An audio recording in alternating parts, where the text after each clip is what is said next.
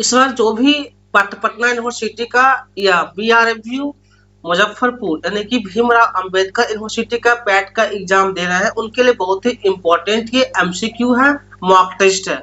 और जो भी यूजीसी नेट जून का टारगेट कर रहे हैं उनके लिए भी इम्पोर्टेंट ये मॉक टेस्ट है। चलिए हम बिना टाइम वेस्ट किए हुए क्वेश्चन नंबर 1 से मॉक टेस्ट देखते हैं। और इसमें खास बात यह है कि आपको हर एक क्वेश्चन का एक्सप्लेनेशन के साथ दिए हैं, विथ एक्सप्लेनेशन, यानी कि एक एक क्वेश्चन का एक्सप्लेन के साथ हमने यहाँ जस्टिफाई किया है। चलिए बिना टाइम वेस्ट किए हुए हम क्वेश्चन की ओर आगे बढ़ते हैं। क्वेश्चन नंबर 1 आपका क्या है? 1 जो क्वेश्चन है, which of the following is an example of synchronous learning, मतलब कि निम्नलिखित में से कौन सा समकालिक, कहता है समकालिक होता है, समकालिक अधिगम का उदाहरण है। यानी कि समकालिक अधिगम का उदाहरण कौन सा है ये आपको बताना है। ठीक है, देखिए वाचिंग रिकॉर्डेड व्याख्या करना ये समकालीन सिंक्रोनस मीडिया नहीं होता है। अब दो संघर्ष मतलब क्या होता है? जब दोनों तरफ से वार्तालाप होता है। जैसे कि आप मान लीजिए लाइव क्लास कर रहे हैं, लाइव क्लास मतलब क्या होता है? आप तो उधर से भी आता है और इधर से भी रिप्लाई करते हैं, तो क्या होता है? Participating in A live webinar, जब लाइव वेबिनार में भाग लिया जाता है तो क्या होता है? सिंक्रोनस मीडिया होता है, यानी कि दोनों तरफ से वहां पर क्या होता है? बातचीत किया जाता है। रीडिंग बुक, सिर्फ बुक पढ़ लेंगे तो सिंक्रोनस लर्निंग नहीं होगा। सबमिटिंग असाइनमेंट, सिर्फ असाइनमेंट सबमिट कर देंगे तो भी वो सिंक्रोनस लर्निंग नहीं होगा। यानी कि जब दोनों तरफ से रिप्लाई आता है उसी को हम कहते हैं, एकदम सीधा भाषा में समझना होगा तो एकदम इजी लैंग्वेज में, कि दोनों तरफ से रिप्लाई आता है, यानी कि लाइव वेबिनार जो होता है वो आपका सिंक्रोनस लर्निंग हो जाएगा।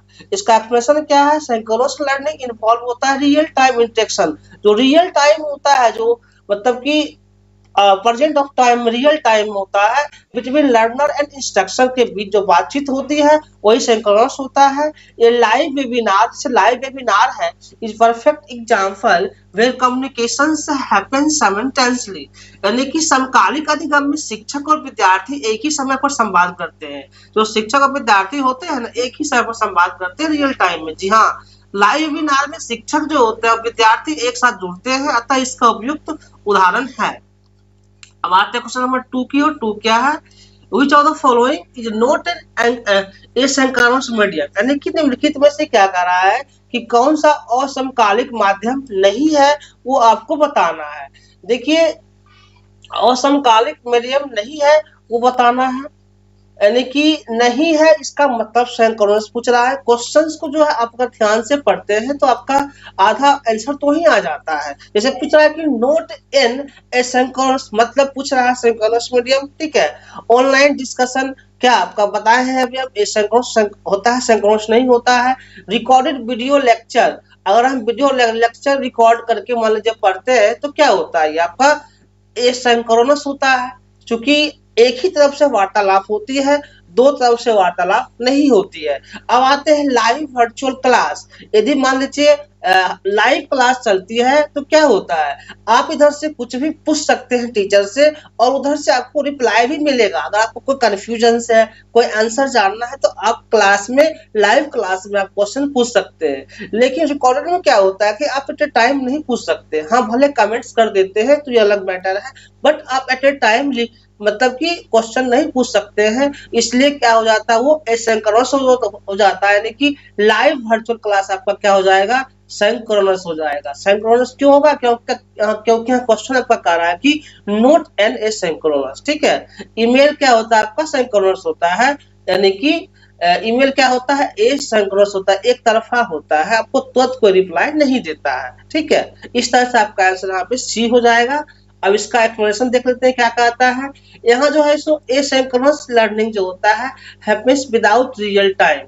देखिए एसिंक्रोनस का तो रियल टाइम में नहीं होता है, उसी लर्निंग को हम क्या कहते हैं? Without real time is called asynchronous learning. Okay, live virtual class क्या होता है? सिंक्रोनस होता है, दो तरफा बातचीत होता है। हाँ, requires simultaneous presence of a teachers and students, hence it is synchronous, यानी कि टीचर और स्टूडेंट प्रेजेंस होते हैं। जो भी कहीं का क्वेश्चन में कंफ्यूजन होता है उसका आंसर दिया जाता है, ये आपका क्या हो जाता है, सिंक्रोनस मीडियम होता है। देखिए ऐसा क्वेश्चन नेट हो या किसी एग्जाम सेट हो या पीएचडी प्री एग्जाम हो, सब में पूछे जाने का चांस ज्यादा होता है, इसलिए हमने प्रीवियस ईयर के बेस पे ही क्वेश्चन मॉक टेस्ट डिजाइन किया है और आप लोग के लिए बहुत ही हेल्पफुल हो सकता है। चलिए हिंदी देख लेते हैं। और समकालिक अधिगम वह होता है इसमें एक ही समय पर भाग लेने की आवश्यकता नहीं होती है, यानी कि एसिंक्रोनस एक ही समय पर भाग नहीं लिया जाता है, अलग अलग टाइम में यहाँ पे लिया जाता है, ठीक है। जबकि लाइव वर्चुअल क्लास में सभी को एक साथ उपस्थित रहना होता है, इसलिए ये असमकालिक नहीं है। चलिए थर्ड नंबर क्वेश्चन पर आगे बढ़ते हैं। क्या है, blended learning is a combination of, मतलब कि मिश्रित अधिगम किसका संयोजन है वो बताना है। देखिए थ्योरी एंड प्रैक्टिकल, ये आपका ब्लेंडेड लर्निंग नहीं होता है, क्योंकि आप थ्योरी प्रैक्टिकल करके मिश्रित अधिगम को बढ़ावा नहीं दे सकते हैं, ठीक है। Face to face and online learning, ये भी ब्लेंडेड लर्निंग में नहीं आता, फेस टू फेस तो ही आता है ऑनलाइन अधिगम। प्राइवेट एंड पब्लिक, निजी और सार्वजनिक जो होता है आपका, ये क्या होता है आपका ब्लेंडेड लर्निंग में आता है, मिश्रित अधिगम, ठीक है। यानी कि प्राइवेट और पब्लिक एजुकेशन, ये जो होता है आपका ब्लेंडेड लर्निंग में आता है। Teacher lead student lead class, जी नहीं, ये भी नहीं होता है। लेकिन क्या है, ब्लेंडेड लर्निंग जो होता है combines traditional classroom methods with digital online media offering the best of both worlds, यानी कि यहाँ जो कह रहा है मिश्रित अधिगम पारंपरिक आमने सामने कक्षाएं और ऑनलाइन अधिगम दोनों को मिलाया जाता है। जो ऑनलाइन अधिगम होता है उसको दोनों को मिलाया जाता है, यानी कि जिसमें शिक्षण की गुणवत्ता बढ़ती है। इसके हिसाब से आपका आंसर यहाँ पे बी हो जाएगा। क्या हो जाएगा आंसर? बी हो जाएगा, ठीक है। यानी कि आपका यहाँ पे आंसर क्या होगा? बी होगा। क्योंकि जो फेस टू फेस होता है, क्या होता है, face to face online learning, यही आपका ब्लेंडेड लर्निंग में आता है। इसका कॉम्बिनेशन होता है आपका फेस टू फेस लर्निंग, ठीक है। जहां भी आपको लगे आप क्वेश्चन कर सकते हैं। क्या हो जाएगा इसका आंसर? आपका बी हो जाएगा। प्राइवेट पब्लिक तो अलग चीज हो गया, जो इसमें इन्वॉल्व नहीं होता है, इसलिए ये यहाँ पे नहीं होगा। क्या होगा? Face to face and online learning is called the blended learning, जो यहाँ पर आपका एक्सप्लेनेशन कर दिए हैं, ठीक है। अब आते हैं क्वेश्चन नंबर 4 की ओर। 4 क्या है? What is the main advantage of asynchronous learning? Asynchronous learning का मेन लाभ क्या होता है और समकालिक अधिगम का मुख्य लाभ क्या है वो बताना है आपको यहाँ पे। देखिए रियल टाइम तो आपका सिंक्रोनस होता है, इसलिए आंसर ये नहीं होगा। स्ट्रक्चर्ड शेड्यूल, ये भी नहीं होगा। Learning at a own pace, learning at a own pace यानी कि अपने अनुसार गति से सीखना, ये आपका क्या होता है? और समकालिक यानी कि एसिंक्रोनस मीडियम का लाभ होता है, ठीक है।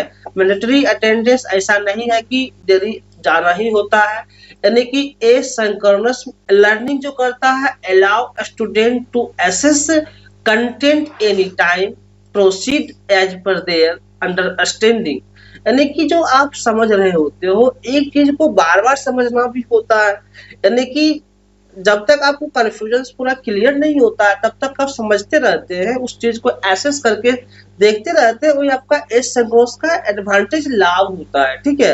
यानी कि और समकालिक अधिगम जो होता है ना, विद्यार्थी में किसी भी समय शिक्षण सामग्री देख सकते हैं और गति से सीख सकते हैं, जो इसे लचीलापन प्रदान करता है। यही आपका एसिंक्रोनस होता है, ठीक है। सिंक्रोनस क्या होता है? जो at a time live class हुआ आपका ये सिंक्रोनस मीडियम हो जाता है, ठीक है, लर्निंग हो जाता है।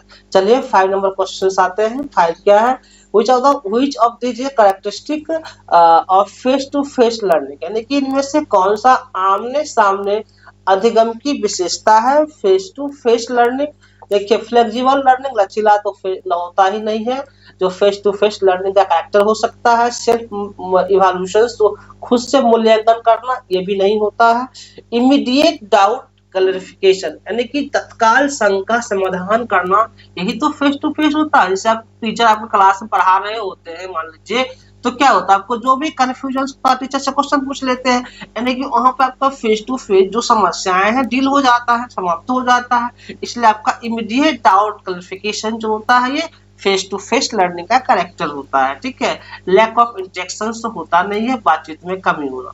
यानी कि face to face classroom students can clarify their doubts instantly, यानी कि तुरंत उस डाउट को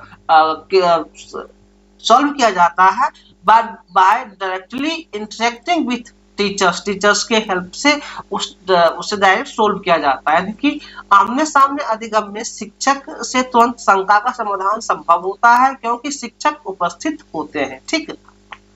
अब क्वेश्चन नंबर 6 की ओर आया जाए। Distance learning is specially beneficial for, यानी कि दूरस्थ शिक्षा जो विशेष रूप से किसके लिए लाभकारी होता है वो बताना है, ठीक है।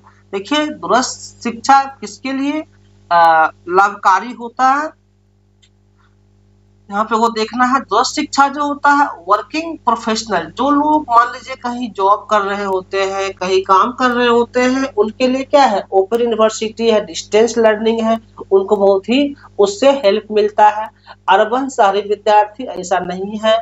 स्कूल चिल्ड्रेन उसको तो ऑलरेडी स्कूल में मान लीजिए पढ़ना होता है, किंडरगार्टन विद्यार्थी नहीं होता है। यानी कि जो वर्किंग लोग होते हैं, वर्किंग पर्सन होते हैं, उनके लिए डिस्टेंस लर्निंग एक बहुत बड़ा मतलब वरदान है, ठीक है। डिस्टेंस लर्निंग जो होता है ना help those who can not attend regular class, जो रेगुलर क्लास अटेंड नहीं कर सकते व्यक्ति ड्यू टू जॉब और लोकेशन कंस्ट्रेंट, लेकिन उनका या तो जॉब है या अलग अलग जगह पे जो लोग रहते हैं वो नहीं कर सकते रेगुलर क्लास। दूरस्थ शिक्षा उन लोगों के लिए सहायक होती है जो नियमित कक्षाओं में भाग नहीं ले सकते, जैसे कि कामकाजी पेशेवर जो होते हैं वो दूरस्थ लर्निंग की ओर मूव करते हैं।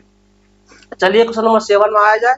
7 क्या है कि सेल्फ बेस्ड लर्निंग एम्फसाइज, यानी कि स्वगति अधिगम किस पर जोर देता है वो बताना आपको। देखिए स्वगति अधिगम जो सेल्फ बेस्ड होता है ना वो individual control over learning speed, यानी कि सेल्फ मतलब क्या होता है खुद से, स्वगति यानी कि वो आपका इंडिविजुअल कंट्रोल हो जाएगा, अधिगम गति पर व्यक्तिगत नियंत्रण करना, ये आपका सेल्फ बेस्ड लर्निंग हो जाता है। और कोई ऑप्शन देखने की जरूरत इसमें नहीं है, बट आप अगर कोई कंफ्यूजन होगा तो कमेंट्स कर सकते हैं, ठीक। चलिए इसमें क्या है सेल्फ बेस्ड लर्निंग एक्चुअली होता है allows learners to decide how fast और स्लो, क्या होता है भाई जो आप डिसाइड कर सकते हो कि हमको फास्ट पढ़ना है कि स्लो पढ़ना है। They want to go through content. स्वगति अधिगम में विद्यार्थी अपनी गति से सीखते हैं जिससे गहन समझ विकसित होती है। आप अपने गति से सीखते हैं, आपको कोई ये कहने वाला नहीं होता है कि मुझे हाई स्पीड से सिखा दो। यानी कि आपका जो देखिए जितने भी स्टूडेंट यहाँ मतलब कि इस अर्थ पे अवेलेबल है सबका अपना अपना कैपेसिटी होता है, यानी कि सीखने की क्षमता होती है। कोई फास्ट समझ जाता है, कोई स्लो समझ जाता है, कोई 2 बार में समझता है, कोई 5 बार में समझता है। वही यहाँ बात कर रहा है कि अपने अपने गति से अगर सीखा जाए तो ये एक सेल्फ बेस्ड लर्निंग होता है, अपने अनुसार सीखना, कोई जबरदस्ती नहीं करना, ठीक है। ऐसे भी लर्निंग में जबरदस्ती नहीं किया जाता है, ठीक है। क्वेश्चन नंबर 8 आते हैं। Which of the following supports collaborative online learning, यानी कि निम्न में से कौन ऑनलाइन सहयोगात्मक अधिगम का समर्थन करता है, ठीक है। कौन समर्थन करता है तो जो व्हाट्सएप टेक्सटिंग, जी नहीं, ऑनलाइन लर्निंग को व्हाट्सएप का भी करता है, कभी नहीं करता है। जूम ब्रेक आउट रूम्स, यानी कि Zoom break out room, Zoom class जो होता है आपका ऑनलाइन को ये सपोर्ट करता है, ठीक है। कोलैबोरेटिव ऑनलाइन लर्निंग को सपोर्ट करता है। वाचिंग यूट्यूब वीडियो क्या होता है आपका ये ऑनलाइन में कोलैबोरेट नहीं करता है, कोलैबोरेटिंग एट ए टाइम नहीं कर पाता है, ठीक है। यानी कि रीडिंग जनरल तो करता ही नहीं है। यानी कि आपका जूम ब्रेकआउट रूम्स मतलब होता है platforms like zoom allow small group interactions and collaboration, जो छोटे छोटे ग्रुप होते हैं उस ग्रुप में बैठा करके मतलब कि किसी भी कंसेप्ट को क्लियरिफाई करना, यही आपका क्या होता है कि जूम ब्रेकआउट रूम्स होता है। यानी कि जूम ब्रेकआउट रूम्स में विद्यार्थी आपस में चर्चा कर सकते हैं जिससे सहयोगात्मक अधिगम को बढ़ावा मिलता है। चलिए 9 नंबर क्वेश्चन क्या आपका है। स्वयं क्या है भाई, स्वयं इज डिजिटल इनिशिएटिव बाय, स्वयं एक डिजिटल पहल है। ये किसका मतलब किसके द्वारा किया गया कि स्वयं एक डिजिटल पहल है। देखिए सीधा गवर्नमेंट ऑफ इंडिया जो भारत सरकार है इसको कोऑर्डिनेट करती है और ये मतलब कि भारत सरकार का किया जा रहा है। यानी कि स्वयं इज नेशनल मूक्स, MOOCs का यहाँ फिर फुल फॉर्म आता है क्वेश्चन में, तो मैसिव ओपन ऑनलाइन कोर्सेस इसका फुल फॉर्म होता है। स्वयं का भी आप याद रखेंगे, study web active young aspiring mind, ये फुल फॉर्म एग्जाम में बराबर पूछा जाता है, चाहे आपका नेट का एग्जाम हो या PRT PhD का एग्जाम हो, ठीक है। प्लेटफॉर्म इनिशिएट क्या करता है, by the Indian government for accessible education, यानी कि स्वयं भारत सरकार की एक पहल है जो उच्च गुणवत्ता वाली शिक्षा सबके लिए सुलभ बनाती है। चलिए नेक्स्ट 10 नंबर क्वेश्चन की ओर आते हैं। Which of the platform is known for the online certification courses bye top institutions, यानी कि कौन सा प्लेटफॉर्म प्रमुख संस्था के, क्वेश्चन सबसे अलग हमने लिया है, कौन सा प्लेटफॉर्म जो है प्रमुख संस्थानों द्वारा ऑनलाइन प्रमाणन पाठ्यक्रमों के लिए प्रसिद्ध है, जो ऑनलाइन क्लास करवाती है और ऑनलाइन डिग्री सर्टिफिकेट मिलता है, तो उसका नाम कोर्सेरा है। क्या नाम है भाई? कोर्सेरा नाम है। एक्चुअली कोर्सेरा होता क्या है, इसको पहले जान लेते हैं। कोर्सेरा जो होता है ना, वो कोलैबोरेट्स विद टॉप ग्लोबल यूनिवर्सिटीज, बड़े बड़े जो यूनिवर्सिटीज होते हैं उसके साथ कोलैबोरेट करते हैं, उसके साथ बातचीत करके मिले होते हैं टू ऑफर सर्टिफाइड कोर्सेज। उसके बाद वो जो होता है कोर्स को ऑफर्ड करते हैं, ठीक है, बड़े बड़े यूनिवर्सिटी कोलैबोरेट करके, यानी कि कोर्सेरा दुनिया के प्रमुख विश्वविद्यालयों के साथ मिलकर प्रमाणित कोर्स प्रदान करता है। विश्वविद्यालय के साथ मिलकर ही कोर्स मतलब डिजाइन करता है, प्रदान करता है, जो वैश्विक स्तर पर मान्य होते हैं। कहीं भी वो कोर्स करने के बाद मान्य होगा, ये नहीं है कि नहीं होगा। चलिए अब आते हैं 11 number question. What is the full form of MOOCs? इससे पहले हम MOOCs का आपको फुल फॉर्म बताए भी थे, मैसिव ओपन ऑनलाइन कोर्स। बहुत ही इंपॉर्टेंट है, देखिए कहने को कुछ भी नहीं है, लेकिन अगर आपको नहीं आएगा तो एग्जाम में पता चलेगा कि आप क्वेश्चन कर नहीं पा रहे हैं। इसलिए कोई छोटा क्वेश्चन बड़ा क्वेश्चन नहीं होता है, आपको सबको लेके चलना होता है, ठीक है। तो massive open online courses MOOCs का फुल फॉर्म होता है। चलिए इसका आप एक्सप्लेनेशन देख लीजिएगा, जो कि क्या फ्री क्लास मिलता है, मान लीजिए ऑफर फ्री अफोर्डेबल होता है, कोई भी इसे एक्सेस कर सकता है, large scale learning to follow होता है। अब आता है क्वेश्चन नंबर 12 में, which of the following is Indian digital initiative for school education, मतलब कि इसमें से जो इंडियन डिजिटल इनिशिएटिव है स्कूल एजुकेशन कौन सा है, यानी कि निम्नलिखित में से कौन सा स्कूल शिक्षा के लिए भारतीय डिजिटल पहल है, वो आपको बताना। देखिए दीक्षा जो होता है ये डिजिटल पहल के लिए मतलब कि स्कूल एजुकेशन को डिजिटल इनिशिएटिव को बढ़ावा देता है। देखिए Diksha is an Indian digital platform launched by the ministry of education. इसको दीक्षा को लॉन्च करने वाला कौन था, तो मिनिस्ट्री ऑफ एजुकेशन इसको लॉन्च किया गया और स्कूल लेवल पे। पहले उसमें इंटेक्ट कौन थे, टीचर और स्टूडेंट इंटेक्ट था। प्लेटफॉर्म स्कूल स्तर के विद्यार्थियों और शिक्षकों के लिए बनाया गया है, जिसे भारत सरकार की शिक्षा मंत्रालय ने आरंभ किया, यानी कि जो भारत सरकार की शिक्षा मंत्रालय है उसको आरंभ किए। अब आते हैं क्वेश्चन नंबर 13 में। 13 क्या है आपका, which methods promotes active learning, यानी कि इसमें एक्टिव लर्निंग कौन सा मेथड को प्रमोट करता है। which method promote active learning through the group task, यानी कि कौन सा तरीका समूह कार्यों के माध्यम से सक्रिय अधिगम को बढ़ावा देता है, यानी कि एक्टिव लर्निंग को कौन सा बढ़ावा देता है वो बताना है। फेस टू फेस लेक्चर क्या आपको एक्टिव लर्निंग को बढ़ावा देता है? जी नहीं। यानी कि ऑनलाइन कोलैबोरेटिव लर्निंग, यानी कि ऑनलाइन सहयोगात्मक अधिगम जो होता है वो आपको एक्टिव लर्निंग को बढ़ावा देता है।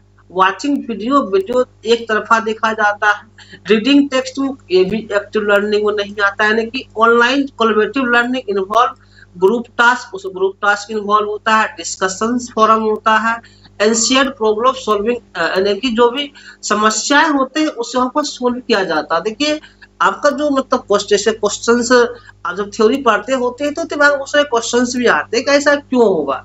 सिर्फ थ्योरी पढ़ के कोई एग्जाम क्रैक नहीं कर सकता, ही पता है।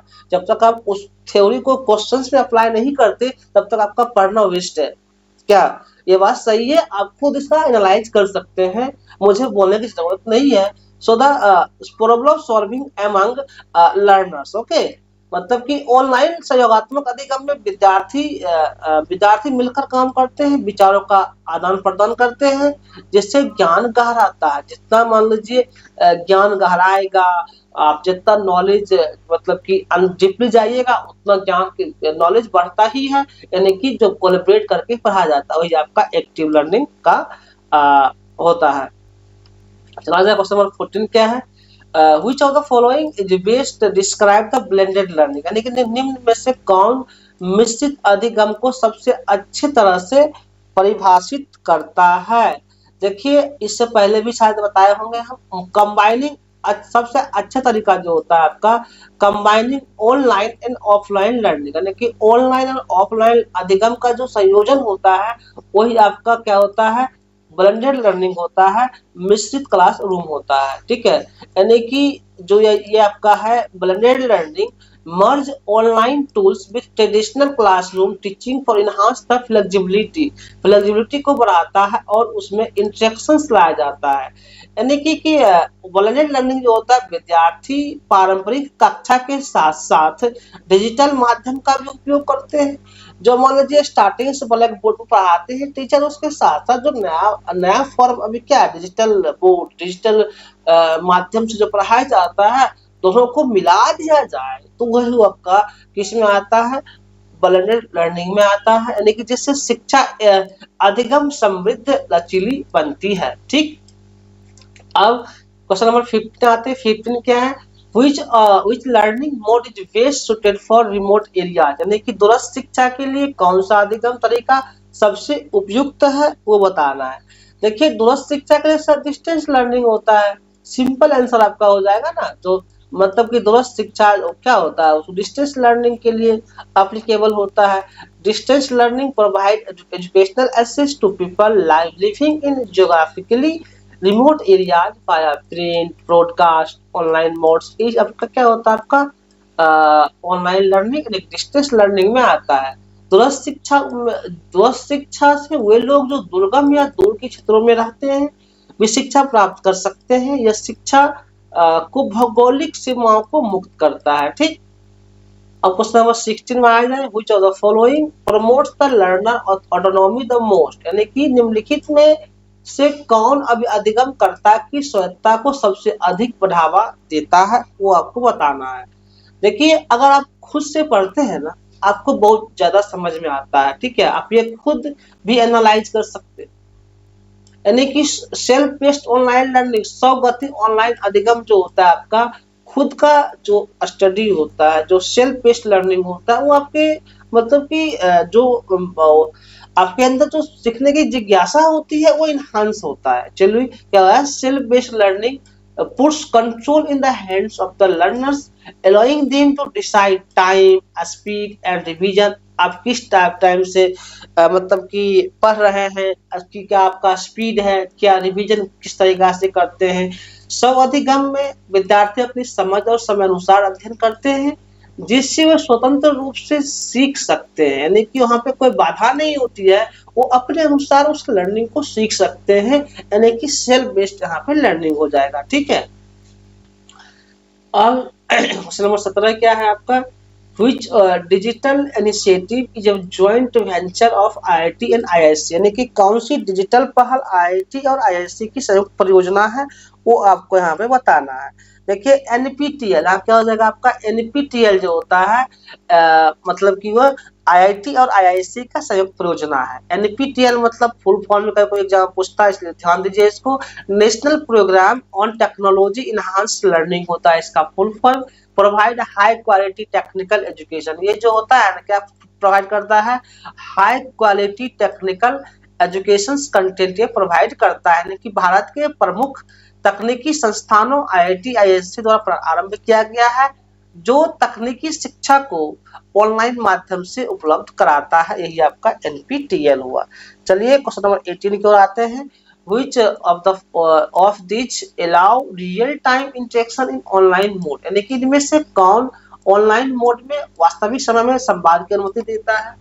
और मतलब कि ऑनलाइन मोड है लेकिन वास्तविक संवाद देता है वो आपका जूम क्लास ही हो सकता है। जूम क्लास, ईमेल क्या होता है, आप एक बार किसी को ईमेल करते हैं तो फिर बाद में ईमेल देखता है तब रिप्लाई करता है। ऑनलाइन फॉर्म भी क्या होता है, आप इंटरेक्शन नहीं कर सकते हैं, मैसेज कर सकते हैं।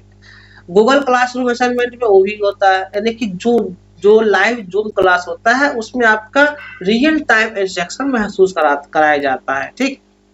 यानी कि live zoom classes over zoom, वो जैसे गूगल मीट हो गया या MS टीम्स हो गया, ये सब synchronous and enable two way real time interaction, यानी कि सिंक्रोनस में आएगा, एग्जाम्पल होगा सिंक्रोनस का, और ये दोनों वे में इनहांस करता है लर्निंग को। यानी कि लाइव जूम क्लास में शिक्षक और विद्यार्थी एक ही समय पर बातचीत कर सकते हैं, जिससे एक समकालिक माध्यम बन जाता है। चलिए क्वेश्चन नंबर 19 की ओर आया जाए। 19 क्या है?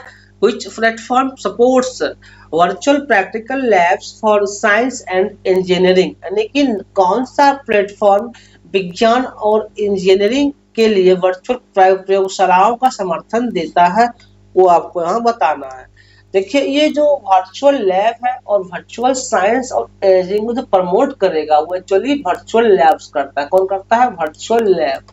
यानी कि virtual lab is an MHRD initiative enabling the students to conduct experiment online, जहाँ पर ऑनलाइन एक्सपेरिमेंट कंडक्ट किया जाता है। यानी कि वर्चुअल लैब जो होता है भारत सरकार की पहल है, जो विद्यार्थियों को वर्चुअल प्रयोग करने का अवसर देती है, विशेषकर जब फिजिकल लैब उपलब्ध नहीं हो तो वर्चुअल लैब भी यहाँ पर व्यवस्था करवाई जाती है भारत सरकार की ओर से। 20 क्वेश्चंस क्या है? What does flip classroom mean? Flip classroom का क्या अर्थ है? आपको फ्लिप क्लासरूम का अर्थ बताना है। तो teaching theory at home, doing practical in class, यानी कि सिद्धांत घर पर और प्रयोग कक्षा में। यानी कि थ्योरी आप घर पे पढ़ ले और प्रैक्टिकल क्लास में आके कर ले, यही फ्लिप क्लासरूम हो जाता है। सिंपल भाषा में समझेंगे तो थ्योरी घर पे पढ़ लिए और स्कूल कॉलेज में जाके लैब कर लेंगे, तो उस क्लास को हम फ्लिप क्लासरूम कहेंगे। यानी कि in flip classroom student watch lectures at a home, आप घर पे उसको लेक्चर देख लीजिए, थ्योरी पढ़ लीजिए, फिर आप जा करके engage in active learning projects discussion जो भी है क्लास में जाकर लीजिए। यानी कि फ्लिप क्लासरूम जो विद्यार्थी पहले ऑनलाइन वीडियो से सिद्धांत सीखते हैं और कक्षा में शिक्षक के साथ अभ्यास चर्चा आदि करते हैं, यह पारंपरिक शिक्षा व्यवस्था को उलट देता है। ठीक है, जो शुरू से चल रहा होता है सिस्टम, उसको मतलब कि उलट देता है। अब चलिए 21 नंबर क्वेश्चन क्या है?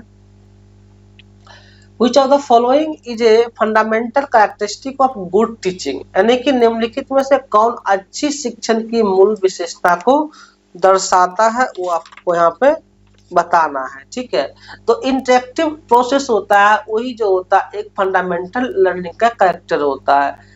इंटरेक्टिव मतलब क्या होता है? मतलब कि टीचर और स्टूडेंट के बीच जो भी बातें होती है पूरा क्लियरेंस होता है, यानी कि टीचर भी स्टूडेंट की बात को समझता है, जो टीचर समझाते हैं क्लास में स्टूडेंट अच्छी तरह से समझ लेता है, यही आपका एक इंटरेक्टिव लर्निंग का पार्ट होता है, कैरेक्टर होता है। ठीक ना, यानी कि गुड टीचिंग जो होता है involve interactions between teacher and learners, दोनों इन्वॉल्व होते हैं उसमें।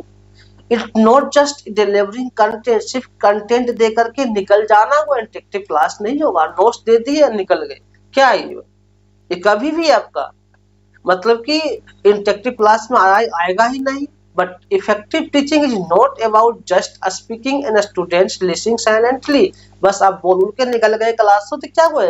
इंटरेक्टिव लर्निंग कभी नहीं हो पाएगा।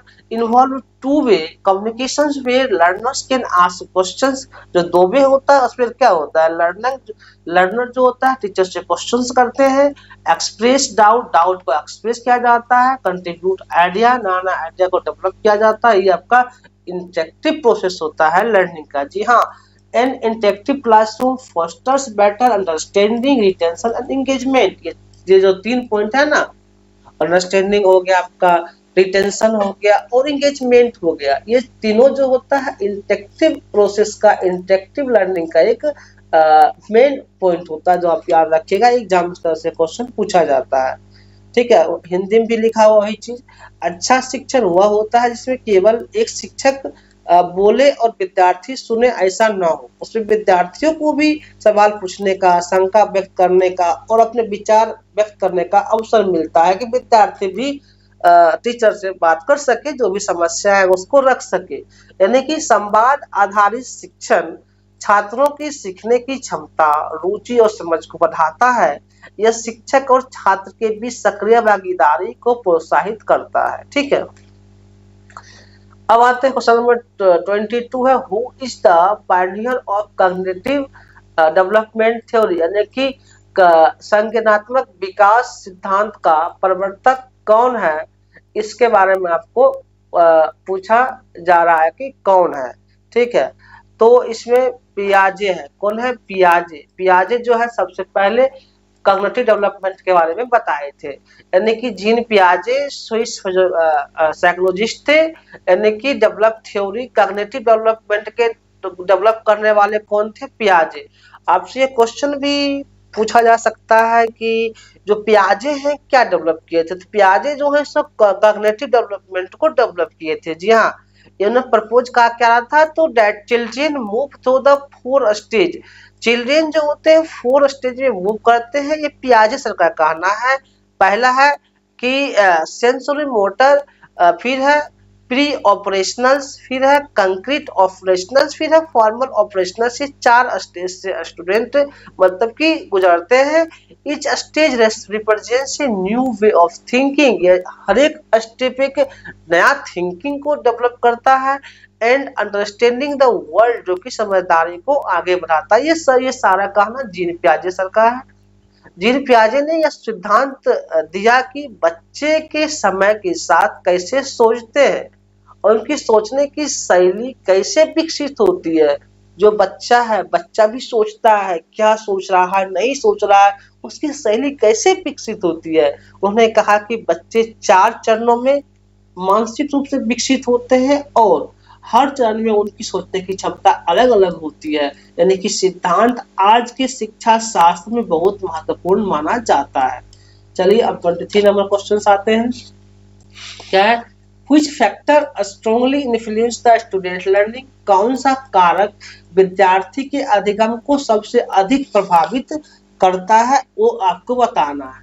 देखिए, जब टीचर क्लास में होते हैं, या ऑनलाइन लर्निंग हो या ऑफलाइन लर्निंग हो, तो एक ऐसा फैक्टर क्या है जिससे बच्चे मतलब कि उस लर्निंग से प्रभावित होते हैं, इन्फ्लुएंस होते हैं। तो आपका मोटिवेशनल लेवल है। जितना भी मोटिवेशन पढ़ता है स्टूडेंट पे, पढ़ने की जिज्ञासा बढ़ती है। ठीक है, यानी कि motivation is the inner drive that pushes a learners to engage learning activities. यानी कि मोटिवेशन क्या होता है? लर्निंग एक्टिविटी ज्यादा होती है। Intrinsic motivations learning for interest, learning में इंटरेस्ट को जगाना, मोटिवेट करना। ठीक है, is more powerful than extrinsic. Extrinsic मतलब मान लीजिए कोई बच्चा टॉप किया, उसको रिवार्ड दे देना, एक्सटेंसिव हो जाता है। A motivated student focus better, work harder and learner faster. यानी कि प्रेरणा आंतरिक शक्ति है जो विद्यार्थी को सीखने के लिए प्रेरित करती है। यदि कोई छात्र किसी विषय में रुचि रखता है तो आंतरिक प्रेरणा होता है, तो वह बिना किसी इनाम या दबाव के भी सीखने को तैयार रहता है। जब उसे कुछ इनाम देंगे तो बच्चे क्या होता है? मोटिवेट होता है, उस चीज को सीखने के लिए अक्सर आगे बढ़ता है। ऐसी प्रेरणा छात्रों को लक्ष्य निर्धारण, प्रयास और सफलता की ओर अग्रसर करती है। ठीक, और 24 क्या है? Pace of learning depends on, अधिगम की गति निर्भर करती है किस पे? देखिए, learners cognitive ability to interest, अधिगम करता की संज्ञानात्मक क्षमता के रुचि पर। जब बच्चे का पढ़ने का रुचि होगा तभी तो आपका लर्निंग इनहांस होता है। या जैसे क्या होता है कि स्टूडेंट फेल तो टीचर फेल, अगर स्टूडेंट फेल करा टीचर ही फेल कर रहा है। क्यों? क्योंकि आपको बच्चे के अंदर जो होता है लर्निंग का इंटरेस्ट जगाना होता है, कि बच्चे को इंटरेस्ट देंगे। कोई भी टॉपिक जब पढ़ा रहे होते हैं, मान लीजिए कोई सेल ही पढ़ा रहे हैं या मान हिस्ट्री पढ़ा रहे हैं, आप हिस्ट्री मान लीजिए प्रथम विश्व युद्ध, द्वितीय विश्व युद्ध पढ़ा रहे होते हैं, तो उस समय क्या होता है बच्चे में जब तक एबिलिटी नहीं जगेगा, कॉग्निटिव एबिलिटी नहीं आएगा, जब तक बच्चे को इंटरेस्ट नहीं आएगा, आप जबरदस्ती नहीं पढ़ा सकते, ठीक है। वही होता है पीस ऑफ लर्निंग, यानी कि आप जब बच्चे को जबरदस्ती नहीं पढ़ा सकते, बच्चे को इंटरेस्ट ला करके, इमेज बना करके जिस तरीका से पढ़ाइएगा वो बेटर तरीका होता है, यानी कि बच्चे को समझ में बातें आनी चाहिए, कोई जबरदस्ती नहीं होता है, वही आपका पीस ऑफ लर्निंग होता है, ठीक है। अब यहाँ एक्सप्लेनेशन देख लिया जाए, not all learners learn at the same time, कोई भी जितना भी लर्नर है वो सेम टाइम तो पढ़ता नहीं है, इंडिविजुअल डिफरेंस होता है, सबका अलग समझने की शक्ति होती है, कोई एक बात को समझ लेता है 2 मिनट में, कोई मतलब कि बात बोले टीचर गेन कर लेता है, कोई 10 मिनट में समझता है, तो अलग अलग इंडिविजुअल डिफरेंस होता है, अलग अलग ब्रेन कैपेसिटी होता है, ये मानना होगा, यानी कि स्पेशली कॉग्निटिव स्किल्स अलग अलग होता है, जैसे लाइक मेमोरी हो गया, अटेंशन हो गया, आप कितना एक्टिव है जब पढ़ाई हो रहा होता है, रीजनिंग एबिलिटीज क्या है, and interest level determine how fast और स्लो वन लर्न्स, यानी कि आपका कितना इंटरेस्ट है उस पे, फास्ट है या स्लो है, यह मैटर करता है। That's why teaching must adaptive and inclusive, यानी कि हर छात्र की सीखने की गति अलग होती है, पहले भी बताए हैं। इसका कारण है कि सभी छात्रों की बौद्धिक क्षमताएं जैसे ध्यान, स्मृति, समझ और रुचियों अलग अलग होती है, ठीक है। इसलिए एक अच्छा शिक्षक हर छात्र के स्तर के अनुसार पढ़ाता है और समावेशी शिक्षण की ओर बढ़ता है, यानी कि आपको जो पढ़ाना होता है सभी के अनुसार पढ़ाना, सबके अलग अलग कैपेसिटी होते हैं समझने के, सीखने के। चलिए 25 नंबर क्वेश्चन आते हैं। One of the primary objective of learning, यानी कि अधिगम का एक प्रमुख उद्देश्य क्या है, आपको प्रमुख उद्देश्य बताना है। देखिए रटना तो नहीं होता है प्रमुख उद्देश्य ऑब्जेक्टिव का, कंपटीशन नहीं होता है, अटेंडेंस नहीं होता है, यानी कि नॉलेज एप्लीकेशन, जो नॉलेज एप्लीकेशन है ना, यही आपका जो होता है प्राइमरी ऑब्जेक्टिव होता है लर्निंग का। जी हाँ, learning is not a complete unless it is applied, आप उससे अप्लाइड करते हो। अंडरस्टैंडिंग ए थ्योरी और concept is valuable only when it can be used to solve problems, समस्या को सॉल्व करना, डिसीजन लेना, एक्सप्लेन फिनोमेना एक्सप्लेन करना, applications bridge the gap between knowledge and doing, जो हम नॉलेज पढ़ रहे होते हैं उसके बीच गैप क्या है, गैप को बताना भी आपका एक मतलब कि लर्निंग का ऑब्जेक्टिव होता है। सीखना केवल रटना नहीं है कि रट लिए तो मान लीजिए आप सब कुछ सीख गए, ऐसा नहीं होता है। जब विद्यार्थी सीखी हुई बातों को वास्तविक जीवन में प्रयोग करते हैं, जैसे किसी समस्या का हल निकालना या कोई विचार समझना, तभी अधिगम सार्थक होता है।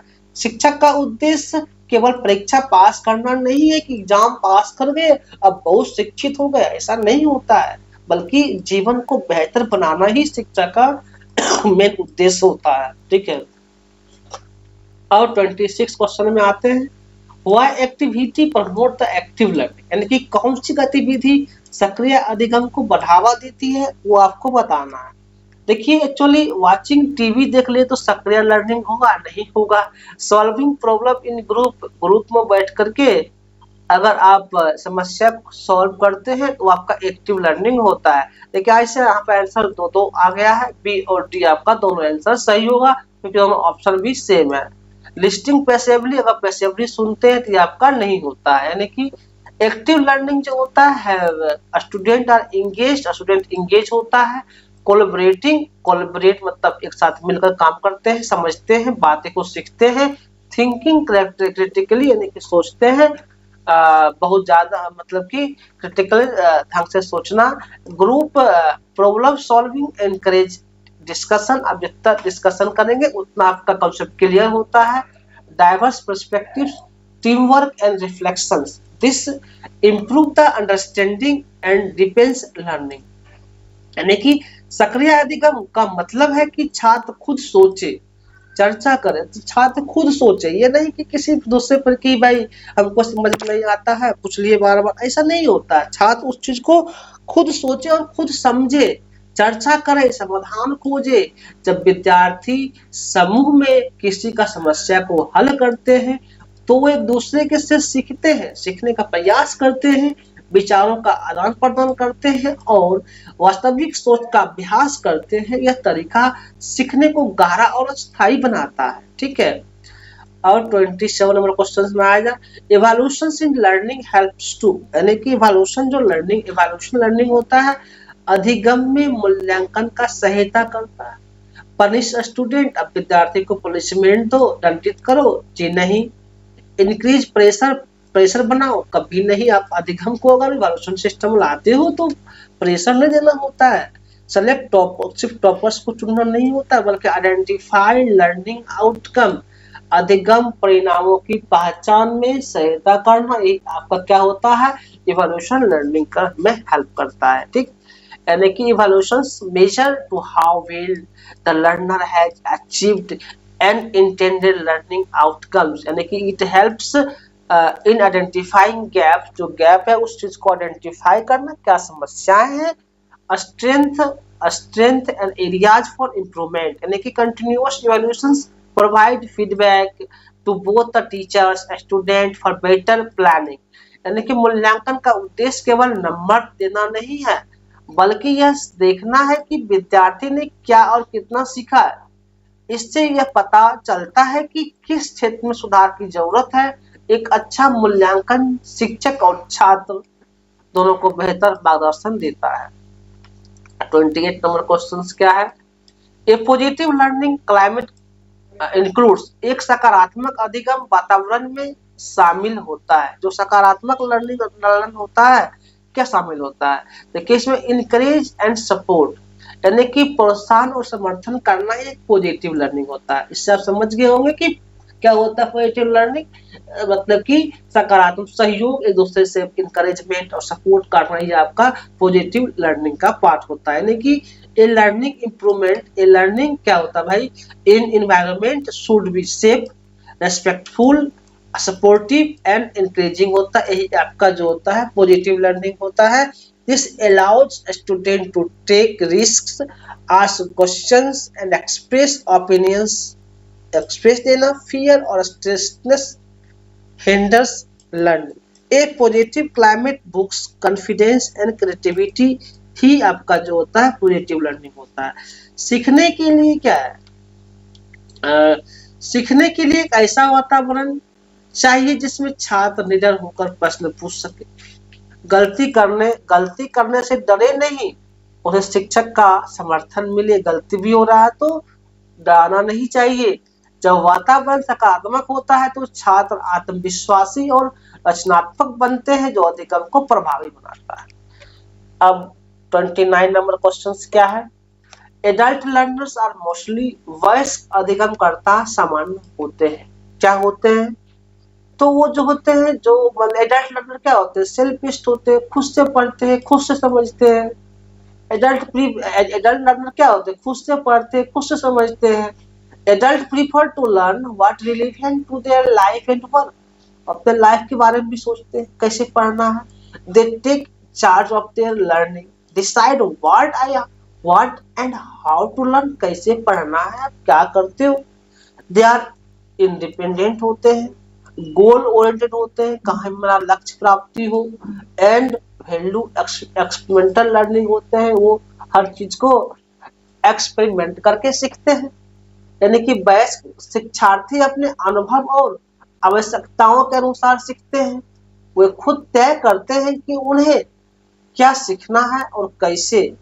वे दूसरे पर निर्भर नहीं रहते बल्कि अपने लक्ष्य निर्धारित करके स्वयं सीखने का प्रयास करते हैं कि मुझे क्या बनना है, मुझे कैसे सीखना है। उन्हें अनुभव आधारित अधिगम ज्यादा प्रभावी लगता है, यानी कि जो अपने अनुभव के आधार पर भी वो सीखने की प्रयास करते हैं। चलिए 30 नंबर क्वेश्चन में आ जाए, इन एंड्रोगोगी द टीचर एक्टेड, वयस्क शिक्षा एंड्रोगोगी जो होता है, शिक्षक की भूमिका क्या होती है। देखिए शिक्षक एक सहायक होते हैं, फैसिलिटेटर होते हैं। जो वयस्क शिक्षा एंड्रोगोगी होता है, टीचर क्या होते हैं, सहायक होते हैं, वो एक फैसिलिटेटर का काम करते हैं। यानी कि एंड्रागोगी एडल्ट लर्निंग होता है theory, views the teachers as guide या फैसिलिटेटर का काम टीचर करते हैं, सिर्फ गाइड करने का पैसे पढ़ना है। हु प्रोवाइड्स रिसोर्सेज प्रोवाइड किया जाता है, क्रिएट्स अपॉर्चुनिटीज क्रिएट किया जाता है, सपोर्ट्स लर्निंग गोल्स जो भी सपोर्ट लर्निंग के लिए दिया जाता है। The learner control the process while the teachers in our learning. वयस्क अधिगम में शिक्षक का काम केवल पढ़ाना ही नहीं बल्कि मार्गदर्शन देना भी होता है, संसाधन उपलब्ध कराना होता है। वयस्क स्वयं निर्णय लेते हैं, जो एडल्ट लर्नर होते हैं स्वयं निर्णय लेने के लिए स्वतंत्र होते हैं, उन्हें क्या और कब सीखना है। शिक्षक केवल उन्हें सीखने की प्रक्रिया को आसान बनाते हैं कि चलो हम डायरेक्ट करते हैं लर्निंग को, मतलब कि समझा करके उसको, मतलब कि उस चीज को आसान करते हैं, सीखने की प्रयास को आसान करते हैं, वही आपका एंड्रागोगी होता है। यानी कि एक क्वेश्चन और बन सकता है कि एंड्रागोगी किसके लिए होता है, एडल्ट लर्नर के लिए होता है एंड्रागोगी। देख रहे हैं, ये क्वेश्चन एक सिंपल बन सकता है, छोटा क्वेश्चन, इसलिए मैंने इस चीज को यहाँ पर डिस्कस कर डाला। अब आइए 31 नंबर क्वेश्चन में आते हैं। Which among these supports contribute learning, यानी कि इनमें से कौन निर्माणवादी अधिगम को समर्थन करता है। देखिए, अगर आप मान लीजिए खुद से करेंगे, खुद से क्या होता है, लेक्चर मेथड तो टीचर देते हैं, ये होगा नहीं। डील प्रैक्टिस दोहरा अभ्यास करना, ये तो होगा नहीं। हाँ, डिक्टेशन भी नहीं होता है।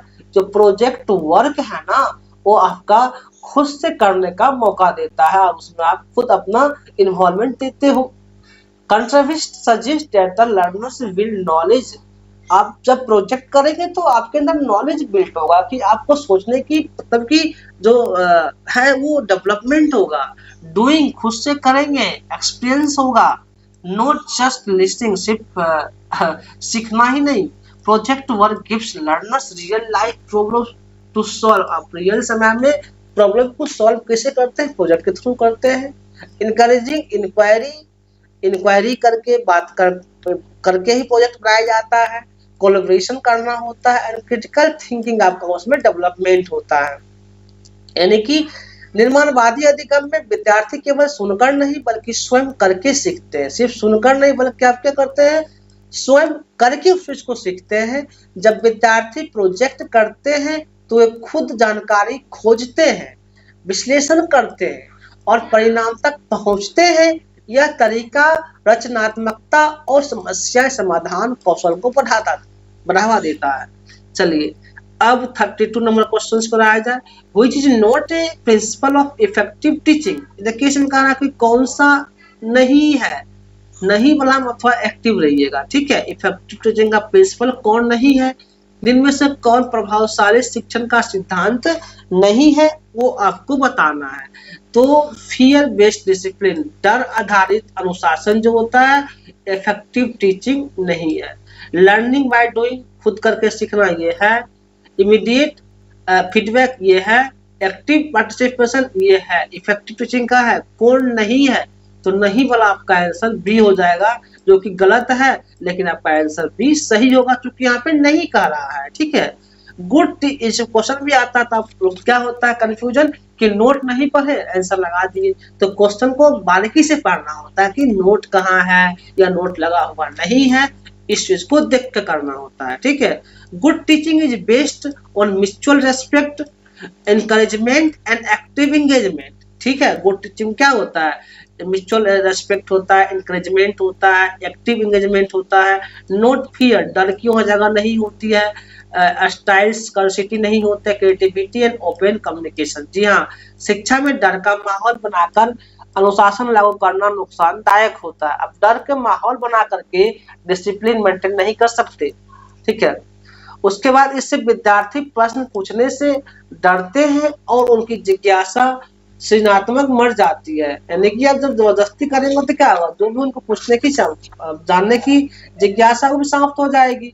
प्रभावी शिक्षण में सकारात्मक प्रेरणा और सहयोग पर जोर देता है होता है। अब आते हैं 33 नंबर क्वेश्चंस। देखिए क्वेश्चंस आपका लेक्चर लंबा होने के एक ही कारण है कि हम हिंदी और इंग्लिश दोनों का एक साथ एक्सप्लेन करते हैं, इसलिए कुछ लेक्चर लंबा हो जाता है। तो आप लोग को ये ऐसा नहीं लगना चाहिए कि चूंकि 50 क्वेश्चन का सीरीज भी है और हिंदी इंग्लिश दोनों को हम लेके चलते हैं। चलिए क्वेश्चन नंबर 33 की ओर बढ़ते हैं।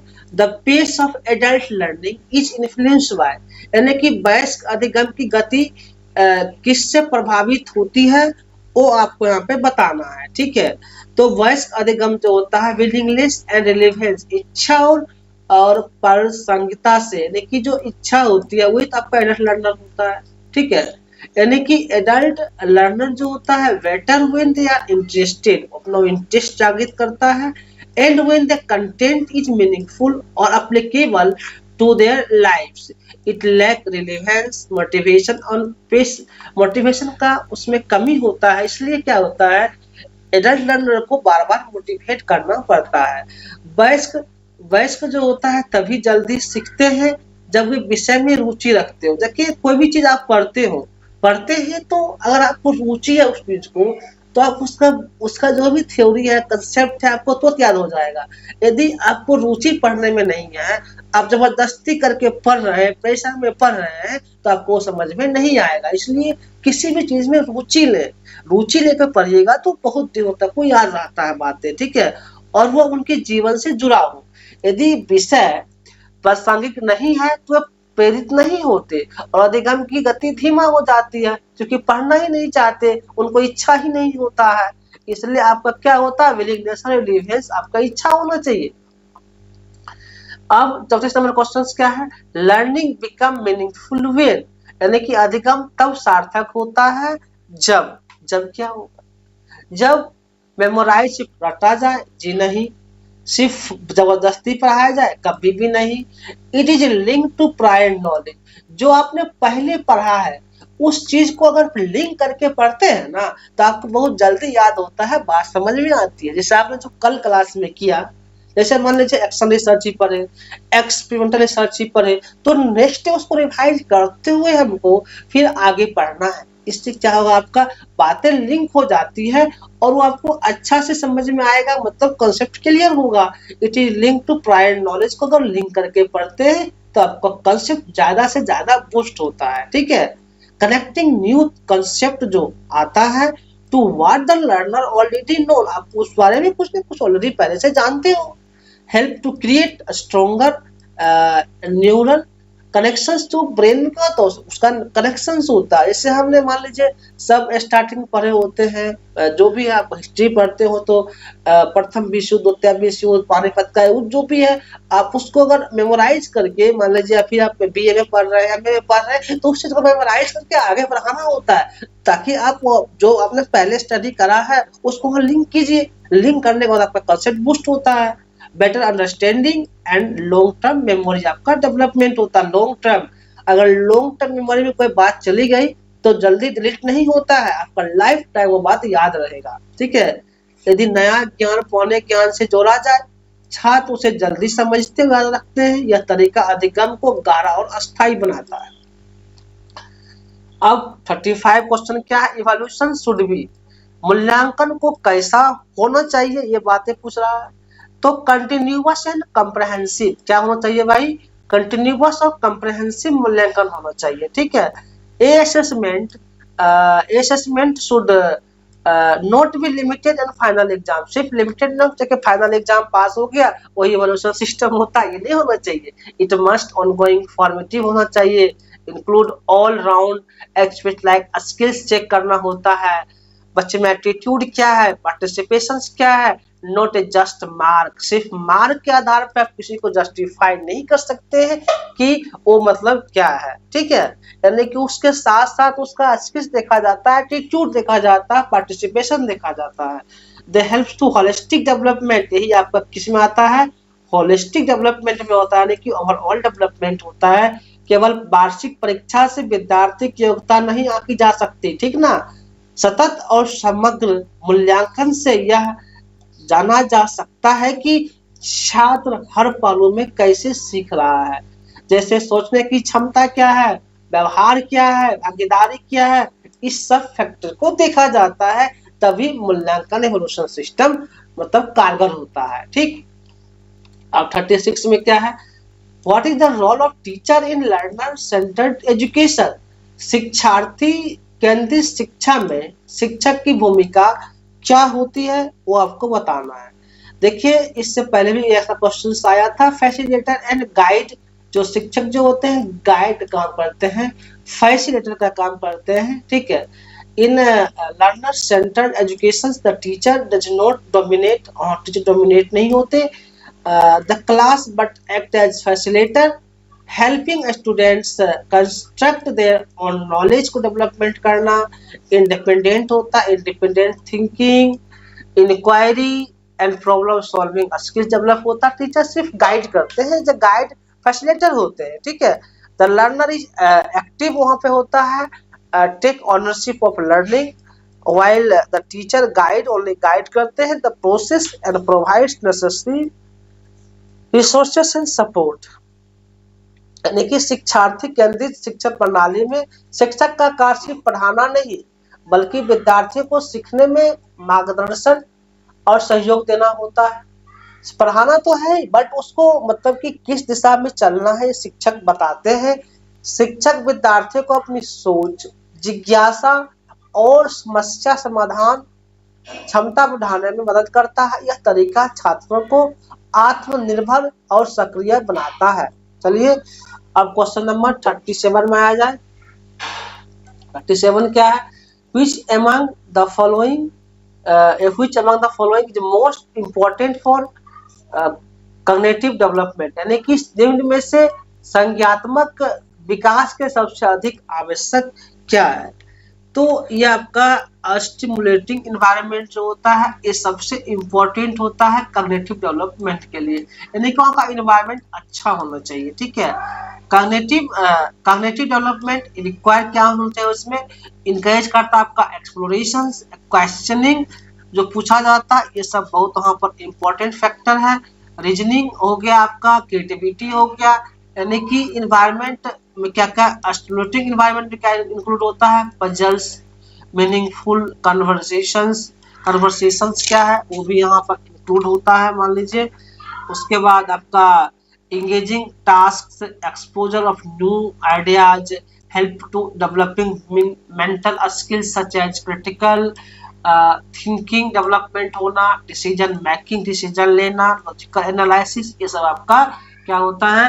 कॉग्निटिव डेवलपमेंट में आता है। इस तरह से हिंदी में भी आप इसको देख सकते हैं, पढ़ लीजिएगा। चलिए 38 number question, which of the following is a key difference between the child learner and adult learner, यानी कि बाल अधिगमकर्ताओं और वयस्क अधिगमकर्ताओं में क्या अंतर है वो आपको बताना है। एडल्ट लर्नर क्या होता है? सेल्फ बेस्ड होता है, खुद से पढ़ता है, यही तो अंतर है। Adult learner usually prior knowledge, life experience and they purpose to their learning, they prefer to self based learning, खुद से पढ़ना, make their own decision, खुद डिसीजन लेना, about what and how learn, कैसे पढ़ना है, क्या करना है, खुद का बात करके डिसीजन लेना, connect learning of real time applications in contrast to more structures and guidance from the teachers का गाइड मिलता है सिर्फ। यानी कि वयस्क अधिगमकर्ता अपने अनुभव और जीवन की आवश्यकताओं के आधार पर सीखते हैं कि उनके जीवन में क्या चल रहा होता है, वो खुद निर्णय लेते हैं क्या सीखना है और कैसे सीखना है, ठीक है। इसलिए उन्हें सेल्फ डायरेक्टेड लर्नर कहा जाता है, खुद से डिसीजन लेना और खुद उस बात को समझना, उनको कोई हेल्प करने नहीं आता, सिर्फ टीचर क्या करते हैं, जब गाइडेंस फैसिलिटेटर होते। वही बच्चे अपने आमतौर पर शिक्षक पर अधिक निर्भर होते। बच्चे होते हैं निर्भर, एडल्ट लर्नर नहीं होते।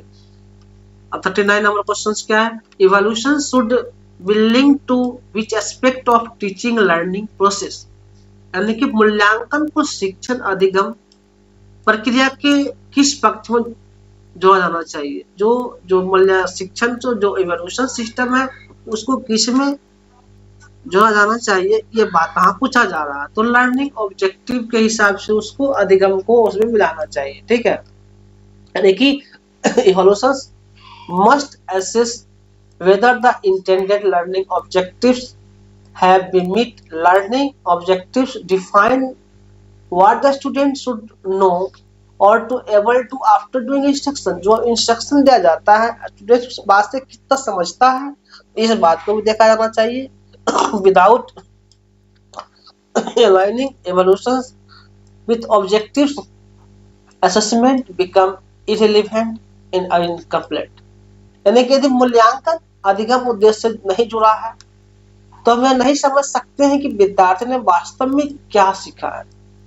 विद्यार्थी को सिखाने के लिए हर एक पहलू पर ध्यान दिया जाना चाहिए. हर पाठ का उद्देश्य होता है और उसी के आधार पर मूल्यांकन होना चाहिए, तब यह प्रभावी माना जाएगा. चलिए अब नेक्स्ट क्वेश्चन 40 नंबर क्वेश्चन से आया जाए. What is the most essential quality of teacher? Content knowledge, यानी कि शिक्षक की विषय वस्तु कंटेंट ज्ञान की सबसे आवश्यक विशेषता क्या है? क्या सबसे आवश्यक विशेषता है? तो डेप्थ ऑन कंसेप्चुअल क्लैरिटी, यानी कि गहराई और संकलनात्मक स्पष्टता. यानी कि जो टीचर जो होते हैं डेप्थ नॉलेज देते हैं वही क्वालिटी ऑफ टीचर होता है. सिर्फ रट के पढ़ाना, एक पॉइंट को देख के पढ़ाना उस टीचर का क्वालिटी नहीं होता है. ठीक है, डेप्थ और कंसेप्चुअल क्लैरिटी को क्लैरिफाई करना वही टीचर का जो होता है क्या होता है, नॉलेज ऑफ पावर होता है. यानी कि a teacher should not only know that fact को बताकर निकल गए और टीचिंग का मतलब नहीं है. कंसेप्ट को क्लियर करना, देयर इंटर रिलेशन, एक दूसरे से इंटर रिलेशन करके बातें को स्पष्ट करना, and how to explain them in different way, जो डिफरेंट वे है भाई उसको अलग अलग तरीका से पढ़ाना, डीप अंडरस्टैंडिंग लाना, allow the learners allow the teachers to answer questions. यानी कि जब आप पढ़ा रहे हो तो मान लीजिए टीचर थ्योरी पढ़ा दिए तो थ्योरी के लास्ट में क्या होता है कि 10 क्वेश्चन करवा दिए. क्वेश्चन करवाने से क्या होता है कि आपका जो भी कंफ्यूजन है वो क्लियर हो जाएगा. मैं बार बार ये भी कहता हूँ कि सिर्फ थ्योरी पढ़ने से आपका कॉन्सेप्ट क्लियर नहीं होता है जब तक आप उसको क्वेश्चन में अप्लाई नहीं करते. ये आप जो है मुख्य मतलब मेन पॉइंट है जो आपको याद रखना चाहिए. Adapt content to learner needs, यानी कि सिर्फ रटना या तथ्य जानना काफी नहीं होता. शिक्षक को विषय की गहराई से समझ होनी चाहिए ताकि एकदम गहराई से समझ, यानी कि रट लिए 4 पॉइंट पढ़ा दिए टीचर, वो टीचर नहीं होता. ताकि वह बच्चों को सरल भाषा में समझा सके, अलग अलग तरीका से समझा सके, जिज्ञासाओं के उत्तर दे सके, तभी अध्यापन प्रभावशाली बनता है. अन्यथा अध्यापन प्रभावशाली नहीं बनेगा. ठीक है ना. अब 41 नंबर क्वेश्चन की ओर आया जाए. What is the primary objective of ज्ञान? क्या बोलते हैं ज्ञान? देखिए इसका कभी फुल फॉर्म भी आता है. ज्ञान का फुल फॉर्म क्या होता है? तो global initiative of academic network. आप याद रख लीजिएगा इसका फुल फॉर्म. यानी कि ज्ञान global initiative of academic network योजना का मुख्य उद्देश्य क्या है? ज्ञान का मुख्य उद्देश्य क्या है वो बताना है. तो inviting international faculty to teach in India, अंतरराष्ट्रीय संकाय को भारत में पढ़ाने के लिए आमंत्रित करना, यही ज्ञान का काम होता है. यानी कि जो जो बाहर का टीचर है या बड़े बड़े एकेडमिक है उसको भारत में लाना, संकाय को पढ़ाने के लिए, यही ज्ञान का मुख्य उद्देश्य होता है. ज्ञान एक initiative by government of India के द्वारा दिया गया है जो कि रिप्यूटेड इंटरनेशनल एकेडमिक है to teach the specialised course in Indian institutions. का अलग अलग कोर्सेस यहाँ पे होता है. Student and faculty global exposure involve होते हैं इस फील्ड में. ज्ञान भारत सरकार की एक योजना है जिसके तहत विश्व प्रसिद्ध शिक्षक विशेषज्ञ भारत आकर शिक्षण कार्य करते हैं. इसका उद्देश्य भारतीय शिक्षा को वैश्विक मानकों के अनुरूप बनाना है. चलिए अब आते हैं 42 number question. Value education primary aims at, यानी कि वैल्यू एजुकेशन का प्राइमरी एम क्या होता है? स्कोरिंग तो होता है ना कि स्कोरिंग खर्च प्राप्त कर लिए. लर्निंग प्रोफेशनल थोड़ी होता है वैल्यू एजुकेशन, ये भी नहीं होता है. यानी कि developing moral and ethical values, नैतिक और चारित्रिक मूल्यों का विकास करना ही क्या होता है आपका वैल्यू एजुकेशन होता है. मोरल और एथिकल डेवलपमेंट ही आपका क्या होता है वैल्यू एजुकेशन में आता है. ठीक है, यानी कि value education helps student develop respect respect, honesty, empathy, discipline और टॉलरेंस, ये जो भी है 5 पॉइंट अभी हम पढ़े हैं, ये सब क्या होता है भाई, वैल्यू एजुकेशन का पॉइंट है। It's the foundation of A responsible and peaceful society. मूल्य शिक्षा छात्रों को अच्छी नागरिक बनाती है और समाज और देश के लिए उपयोगी होते हैं। यह चरित्र निर्माण का आधार है। वही आपका क्या हो गया, वैल्यू एजुकेशन हो गया। Magna carta is historically important because, Magna carta ऐतिहासिक रूप से महत्वपूर्ण है। क्यों महत्वपूर्ण है भाई मैग्ना कार्टा? क्योंकि यह it is limited the powers of the English king, इसने अंग्रेजी राजा की शक्तियों को सीमित किया। यानी कि क्या क्या इन्होंने अंग्रेजी जो सिस्टम था उसको ये सीमित किया। ये आपका क्या हो जाता है, मतलब कि इंग्लिश किंग मैग्ना कार्टा। यानी कि देखा जाए इसमें साइन इन 1215, ये डेट अब देख लीजिएगा इसे। Magna Carta was the first Magna Carta was the first document to challenge the authority of king, giving the more rights the common people, introducing the idea of rule of law. यानी कि यह दस्तावेज इतिहास में पहला ऐसा था जिसने राजा की सत्ता को चुनौती दी और नागरिकों के अधिकारों की बात की। इससे आधुनिक लोकतंत्र की शुरुआत माना जाता है। उसी को हम क्या कहते हैं, Magna carta. Magna carta is the limited powers of English king, ठीक है, मतलब राजा का पावर को लिमिटेड करा, वही होता है आपका मैग्ना कार्टा। एक्चुअली डेट में कुछ इश्यूज है, अगर आप होगा तो कमेंट्स करिए। अब आते हैं 44 number question. Value education in schools is necessary because, यानी कि विद्यालयों में मूल्य शिक्षा आवश्यक है। क्यों विद्यालय में मूल्य शिक्षा आवश्यक है? क्योंकि इट बिल्ड सोशल कैरेक्टर, यह सामाजिक चरित्र निर्माण करता है, इसलिए वैल्यू एजुकेशन क्या है, जरूरी है स्कूल में, कॉलेज में।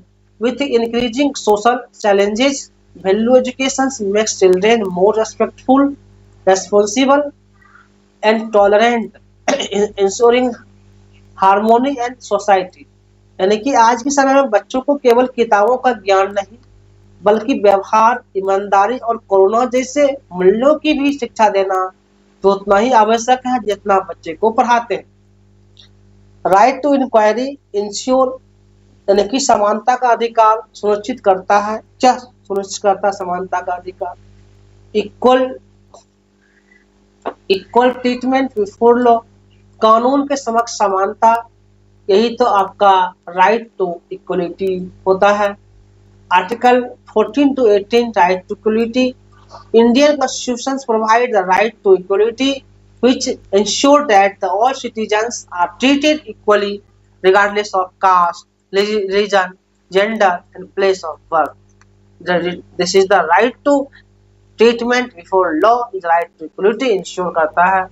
यह अधिकार नागरिकों को भेदभाव से बचाता है और समान अवसर सुनिश्चित करता है। यह लोकतंत्र की नींव है। अब आते हैं 46 नंबर क्वेश्चन।